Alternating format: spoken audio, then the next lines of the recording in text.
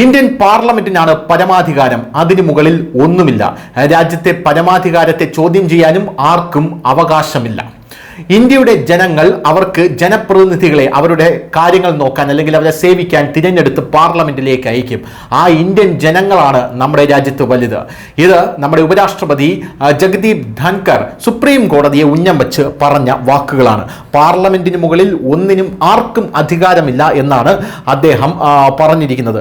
എന്തു തന്നെയായിരുന്നാലും ഭരണഘടനയിൽ പറഞ്ഞിരിക്കുന്നത് പോലെ സർക്കാരിന്റെ ചട്ടക്കൂടിനുള്ളിൽ സുപ്രീം കോടതിയുടെ അധികാര പരിധിയെ ഉപരാഷ്ട്രപതി ജഗദീപ് ധൻകർ വീണ്ടും ചോദ്യം ചെയ്യുകയാണ്.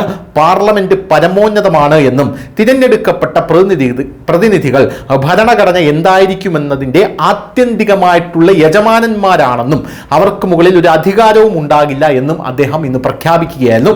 ചൊവ്വാഴ്ച രാവിലെ ഡൽഹി സർവകലാശാലയിൽ നടന്ന ഒരു പരിപാടിയിൽ മുൻകാല ആക്രമണങ്ങളെക്കുറിച്ചുള്ള വിമർശനങ്ങൾക്ക് മറുപടിയും അദ്ദേഹം നൽകിയിട്ടുണ്ട്.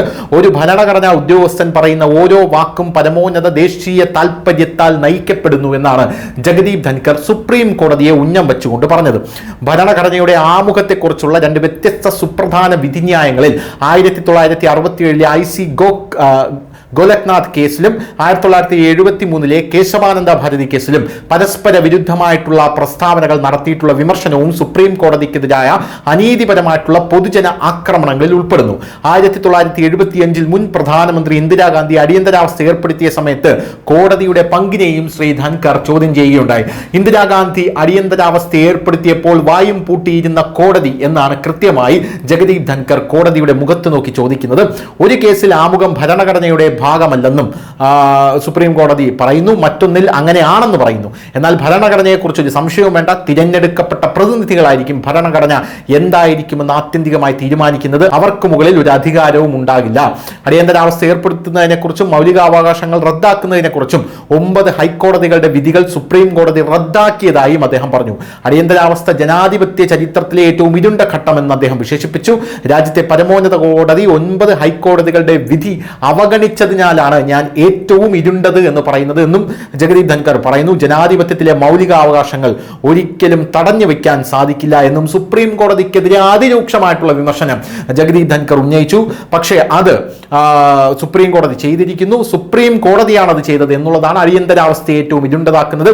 മൗലികാവകാശങ്ങളുടെ ഏക മധ്യസ്ഥൻ എന്ന നിലയിൽ സുപ്രീം കോടതി അത് ചെയ്തു. അതിന് എത്ര കാലം വേണമെങ്കിലും സസ്പെൻഡ് ചെയ്യാമെന്നും അദ്ദേഹം പറയുന്നു. എന്നാൽ അടിയന്തരാവസ്ഥ പ്രഖ്യാപിച്ച പ്രധാനമന്ത്രി ശ്രീമതി ഇന്ദിരാഗാന്ധിയെ പരാമർശിച്ചുകൊണ്ടാണ് ജഗദീപ് ധൻകർ പറയുന്നത് 1977 ഉത്തരവാദിത്തം ഏറ്റെടുത്തു. അതായത് അന്ന് അധികാരത്തിൽ നിന്ന കോൺഗ്രസ് പൊതു തെരഞ്ഞെടുപ്പിൽ ഇന്ദിരാഗാന്ധി പരാജയപ്പെട്ടു. അതാണ് ധൻകർ ഉദ്ദേശിക്കുന്നത്. അതിനാൽ അതിനെക്കുറിച്ചൊരു സംശയവുമില്ല. ഭരണഘടന ജനങ്ങൾക്കുള്ളതാണ്. അത് സംരക്ഷിക്കുന്നതിനുള്ളൊരു ശേഖരമാണ്. അതായത് ജനങ്ങൾക്ക് വേണ്ടി ജനങ്ങളെ സംരക്ഷിക്കുന്നതിന് വേണ്ടിയുള്ള ഒരു ശേഖരമാണ് ഭരണഘടന എന്ന് കൃത്യമായി ജഗദീപ് ധൻകർ പറയുന്നു. ജനാധിപത്യത്തിനെതിരെയുള്ള ആണവ മിസൈലായിട്ട് 142 നിങ്ങളെടുത്ത് പ്രയോഗിക്കരുത് എന്ന് നേരത്തെ തന്നെ സുപ്രീം കോടതിയോട് ജഗദീപ് ധൻകർ സൂചിപ്പിച്ചിരുന്നു. ഇപ്പോൾ ഒരു കലാശക്കൊട്ട് പോലെ അവസാനത്തെ അടി എന്ന പോലെയാണ് സുപ്രീം കോടതിക്കെതിരെ ജഗദീപ് ധൻകർ ഇക്കാര്യങ്ങളെല്ലാം പറഞ്ഞിരിക്കുന്നത്. അതെല്ലാം അദ്ദേഹത്തിന്റെ വീഡിയോ കൂടെ കണ്ട ശേഷം നമുക്ക് നിർത്താം.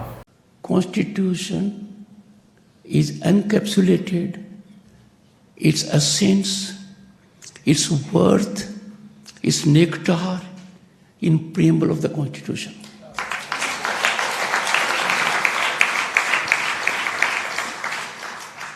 And what does it say? We, the people of India, the supreme power is with them. No one is above the people of India. And we, the people of India, under the Constitution, have chosen to reflect their aspirations, their desire, their will, through their public representatives. And they hold these representatives accountable, severely accountable on occasions,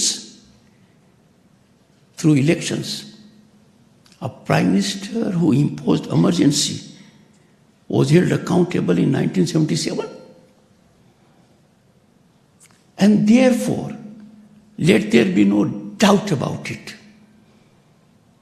Constitution is for the people, and its repository of safeguarding it is that of elected representatives.